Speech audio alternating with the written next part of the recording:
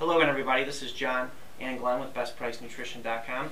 Today we're here to talk to you guys about Dymatize ISO-100. It's their whey protein isolate product. So Glenn, what is it? It is first ingredient, hydrolyzed whey protein isolates. It's a protein powder, basically. And that's the only protein source? Yeah, the only protein source inside there. So it is a 100% whey protein isolate, maybe to compete against like the VP2s or the Isoflex, things like that. Or the Hydro Whey, I would say. Hydro Whey. Yeah, less so Isoflex, because that's an intact Isoflex isolate, I'd say. Yeah, that's right. So, yeah, so hydrolyzed proteins have become quite popular. And, you know, the thing with when you hydrolyze a protein, what you're basically doing is you're pre-digesting it. In other words, you're breaking it down into smaller chain peptides. The goal is to get it ideally to a high percent of di and tripeptides. Those are 2 and 3 amino acid chains, because those can be absorbed directly into the blood in that form. You know, they don't. You know, your body can absorb single amino acids, dipeptides, or tripeptides. Anything larger than that needs to be broken down first. Now, the question is, what's the degree of hydrolysis? You know, you can't really hydrolyze proteins completely because they get too bitter. Yeah.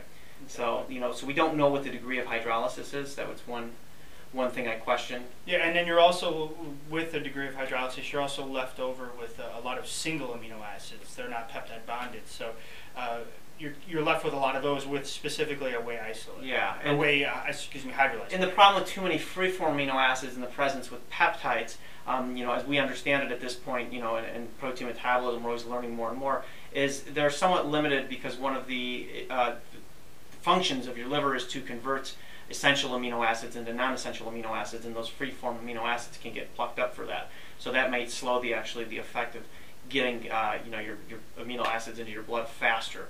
Also, when you talk about whey protein is like a superfood if you really look at the research on it. I mean, it's anti-carcinogenic, has a ton of immune-enhancing effects. I mean, it's really, really an amazing protein source. As we know, it's rich in BCAAs. When you hydrolyze it, you actually denature and kind of ruin those effects, so to speak. Now, some would say, I'm happy to compromise that for a faster absorption because, you know, maybe I'm in intra-training and I don't want too much blood drawn to my gut.